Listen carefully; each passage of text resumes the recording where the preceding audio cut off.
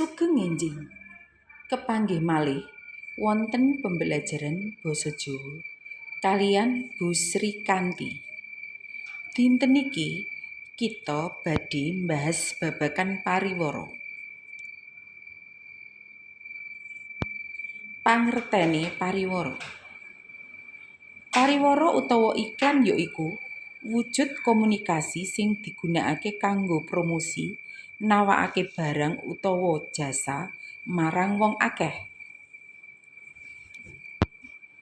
Dene tujuane ya iku kanggo aweh informasi lan ngrimuk supaya kang padha ngerti dadi kesengsem.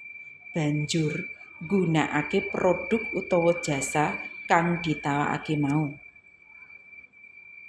Titikane pariwara kang becik.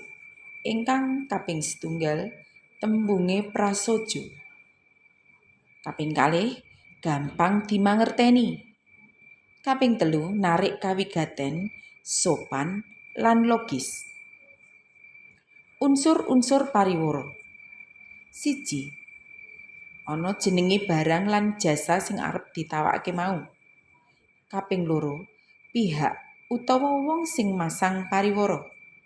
Kaping 3 alamat produsen sing masang pariwara. Kaping 4 kahanan barang utawa manfaate jasa sing ditawakake. Tuladha pariwara. Tuladha pariwara ingkang kaping 1. Badhe kagungan kersa mantu mbetahaken rias panganten lan sewan busana adat Jawa kaya Solo Basahan, Solo Putri, Paes Ageng, Kanigaran. Sedaya sumadyo ing griya Paes Dewi Sri Enterprise. Monggo rawuh ing Jalan Mungin Sidi nomor 20 Gajahan utawi sesambetan langsung kalian Ibu Dewi ing nomor telepon 0.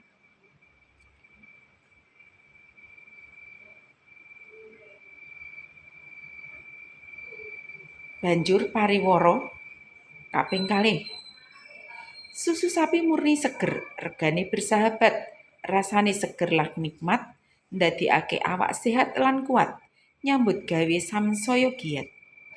Ingkang ngersakake saged mundhut dhateng Jalan Merbabu 17 Boyolangu, bikak jam 6 nganti tekan jam 12. Ingkang pesen saged sesambetan kalian Pak Surat lumantar nomor telepon 0877 591 00200.